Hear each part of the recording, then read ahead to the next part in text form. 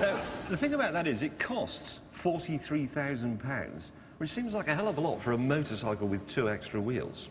No, it isn't. Well, it is. It isn't. You could drive that thing through, what's it called, Oxbow, something like that. You could drive that through a light shower, and you could come out on the other side without all your internal organs being transplanted into someone else. You don't get that. No, I tell you what, you two have to live in fear and dread, OK, that you're going to go through the pearly gates with your ripped leathers on, knowing full well that I'm back on Earth as a car driver with your liver. And don't think I'm going to do anything useful with it, because I'm just going to make it into a hat. I actually carry a card that says, I do not wish to help Jeremy Clarkson be a museum in the event of my death. Fair enough. Yes, now, every year the Scouts make a series of awards which are relevant to them. I've got the list here. They're very prestigious. They've just announced this year's winners. Previous winners have included Charlie Borman and Ewan McGregor. They won Best Navigation Award. Jamie Oliver won the Healthy Eating Award. Yeah, now, Ray Mears, it has to be said, has not won the award for services of wearing shorts when you're a grown man. However, their award this year for services to instruction has gone to the Stig. Yeah.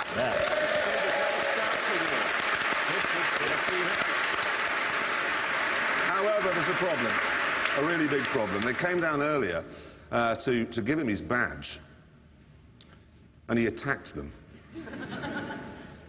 We've actually got some footage of it here, seriously. Look. Look, he's trying to stamp on his badge, he hates it. And they took him down. They actually took the Stig down, 2 Scouts. Awkward, that. It turns out he's terrified of Scouts. Yeah. We think he might have been a girl guide. Hey, now, bad news. This week, James popped round to see me, OK, down my local pub, parked his motorcycle outside, not illegally. No, very considerate. No, it was illegal, that's right. It was illegally parked, but not inconsiderate. Yeah. No, exactly. Fined £120. 120 quid. Now, here's the thing, all right? Both of us, in the not too distant past, have had televisions stolen.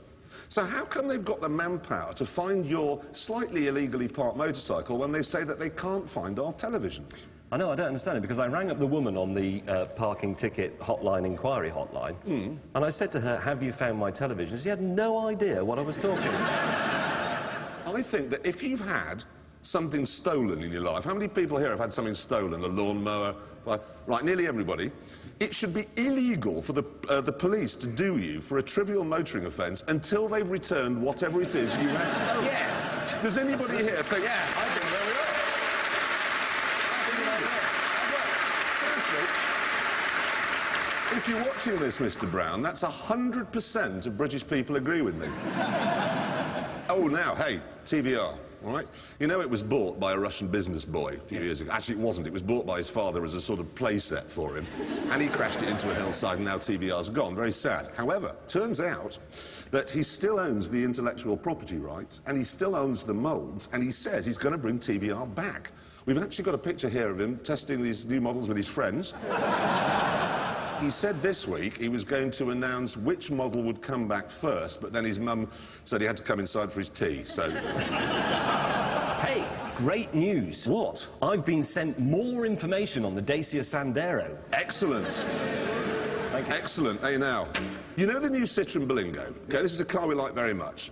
It costs less than £11,000. And for that, you get a very big, very spacious car with the best ride, frankly, of any car under a Rolls-Royce. I've been thinking, how do they do a car like that for less than 11 grand? So I went on the internet and I found this.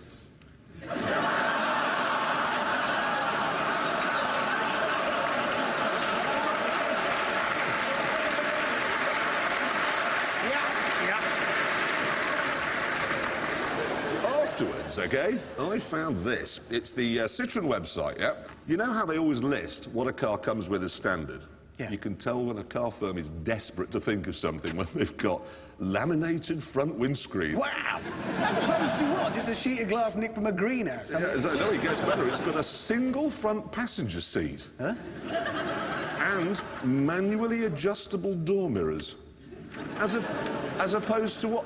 the only alternative is electrical, isn't it? Which is better, so that's just saying it's something it hasn't. Yeah, it hasn't got electrical dormers, it hasn't got alloy wheels. It's a very good car, as long as you want something that's equipped like a Romanian jail. I've got a question I want to ask. What? What if this turns out to be really good? Well, it won't. It won't. No, but what if it does?